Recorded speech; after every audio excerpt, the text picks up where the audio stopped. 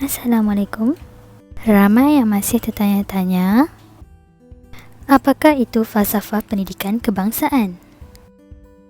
Tajuk ini sangat meluas, jadi mari kita bincangkan apakah intipati daripada tajuk ini.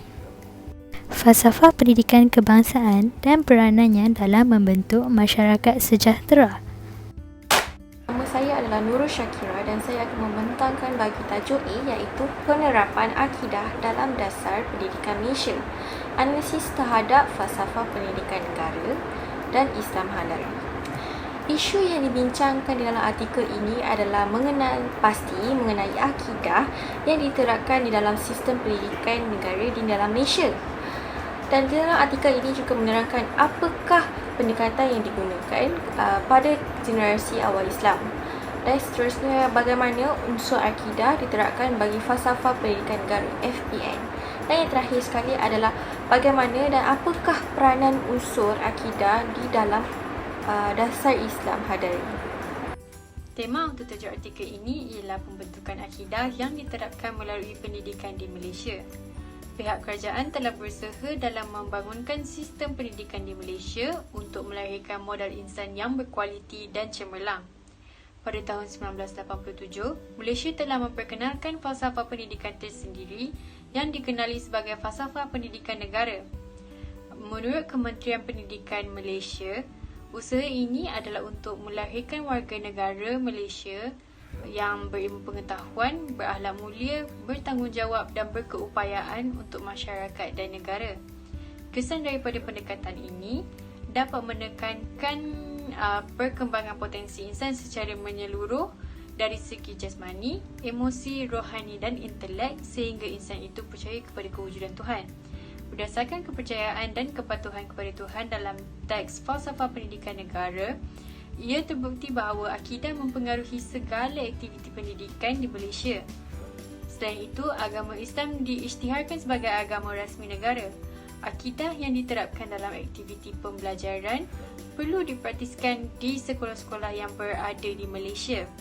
Dari sudut pendidikan, falsafah pendidikan kebangsaan menegaskan bahawa pendidikan di negara kita merupakan satu usaha berterusan yang berpusat pada Tuhan.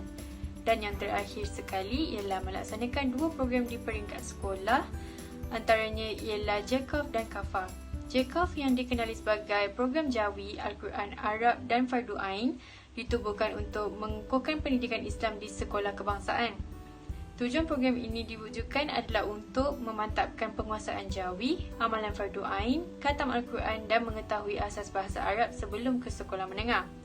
Manakala kelas Al-Quran dan Fardu Ain KAFA pula bertujuan untuk melahirkan manusia yang terdidik dengan didikan Al-Quran dan As-Sunnah dengan menghayati akhlak dan mengamalkan cara hidup Islam.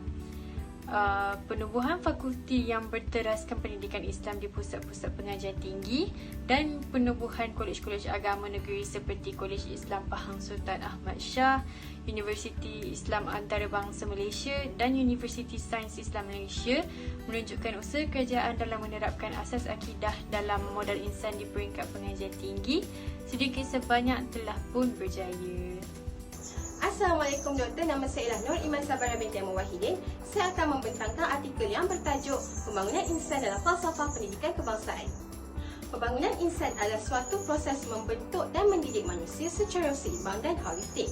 Dari konteks negara kita dalam ingin melahirkan insan yang berakhlak mulia, harusnya dilihat daripada segi aspek kehidupannya yang meliputi segala aspek iaitu jasmani, emosi, rohani dan inteleknya. Maka dengan itu, proses pendidikan amat penting dalam kehidupan agar dapat merealisasikan apa yang termaktub dalam Al-Quran. Di sini saya ingin menerangkan tentang isu-isu yang terkandung di dalam artikel ini. Isu yang paling besar dalam sistem pendidikan ini ialah pendekatan yang terlalu bersifat fizikal dan mekanikal. Secara ringkasnya, cabaran bagi FPK dalam membangunkan insan boleh dikategorikan kepada dua aspek iaitu aspek luaran dan aspek dalaman. Aspek-aspek tersebut ialah globalisasi, sekularisme dan dualisme, kurikulum pendidikan dan profesionalisme guru. Bagi aspek globalisasi, dapat dilihat apabila trend ini telah menyebabkan pelbagai cabaran dan halangan dalam pelaksanaan pendidikan di Malaysia. Kehidupan global yang menyebabkan pelbagai maklumat, akses yang cepat kepada dunia hiburan, dan melayari bahan-bahan porno melalui internet menjadikan gejala negatif yang dominan di luar batasan moral masyarakat setempat ini sukar untuk dibendung. Seterusnya ialah aspek sekularisme dan dualisme. Aspek ini lebih menjerumus kepada doktrin, pendirian dan sebagainya yang menolak atau memisahkan agama daripada urusan-urusan dan tidak bersangkutan dengan agama seperti pentadbiran awam dan lain-lain. Tuntutan fahaman ini secara langsung akan menjadikan seseorang muslim untuk perbuatan penolakan ketaatan kepada ajaran Allah SWT. Bukan itu sahaja, sistem pendidikan ini telah mewujudkan dualisme sebagai pemisah antara pengajaran agama dan disiplin akal yang lain. Seterusnya adalah aspek kurikulum pendidikan. Terdapat isu yang masih belum diselesaikan pada masa kini, iaitu penilaian kurikulum pendidikan yang masih menitik beratkan peperiksaan akademik yang cemerlang. Akibat daripada penekanan terhadap peperiksaan, pelajar yang kurang bernasib baik akan berasa terpinggir. Jika dilihat daripada pandangan ini, punca kepada pelajar terjerumus dalam kancah gejala sosial ini adalah kerana ia tidak diberi peluang untuk mengembangkan bakatnya. Akhir sekali adalah aspek profesional guru. Guru ataupun pendidik merupakan insan yang penting dalam menyebarkan ilmu pengetahuan. Cabaran sebenar seorang guru ialah bagaimana untuk memanusiakan manusia, iaitu membina insan di tengah-tengah era kegawatan dan kemusnahan nilai moral, akhlak dan adab tabi'i manusia. Oleh itu, guru juga haruslah bersifat adil dan saksama tanpa mengira latar belakang seseorang pelajar itu. Daripada keseluruhan perbincangan dalam artikel tersebut, tema tajuk ini ialah peradaban Islam melalui falsafah pendidikan Islam. Jadi, daripada keseluruhannya, kita dapat mempelajari tentang cara-cara untuk mendirikan pembangunan insan. Apakah cara-cara tersebut? Yang pertama ialah dengan berbakti dan memberi sumbangan kepada masyarakat dan negara. Yang kedua ialah mempunyai sikap tanggungjawab dalam diri. Bukan itu sahaja, kita perlulah mempunyai rasa tanggungjawab terhadap masyarakat, negara dan juga agama. Yang ketiga ialah mempunyai ilmu pengetahuan dan berketerampilan. Yang keempat ialah mempunyai personaliti yang seimbang. Yang kelima ialah melahirkan masyarakat mengikut konsep Jerry, berpandukan kepercayaan kepada Tuhan, iaitu Allah Subhanahu Wa Taala. Konsep Jerry ialah jasmani, emosi, rohani dan juga intelek. Daripada cara-cara tersebut, kita dapat membina diri kita untuk menjadi seorang insan yang berjaya di dunia dan juga akhirat. Dalam artikel ini, isu yang diutarakan oleh penyelidik adalah tentang tahap pemahaman dan penghayatan terhadap rukun negara di kalangan belia Malaysia. Mengapa pentingnya kita untuk memahami dan menghayati rukun negara?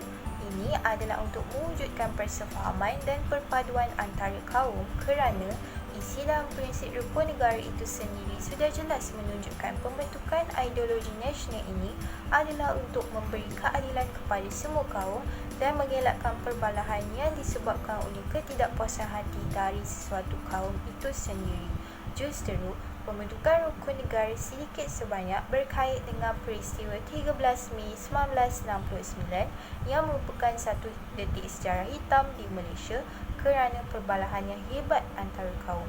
Kejadian tersebut terjadi disebabkan hasad dengki dan ketidakpuasan hati antara satu sama lain. Perkara ini terjadi sebelum terbentuknya rukun negara. Jadi, kita boleh lihat betapa pentingnya rukun negara demi kesejahteraan semua. Berbalik kepada isu utama. Tahap pemahaman rukun negara dalam kalangan belia Malaysia berada dalam tahap yang baik dan memuaskan, tetapi tahap penghayatan pula agak tidak memberangsangkan. Penyelidik berpendapat penjajahan minda dari segi ideologi barat boleh mempengaruhi cara berfikir di kalangan belia yang akhirnya membawa kesan buruk kepada masyarakat dalam jangka masa yang panjang.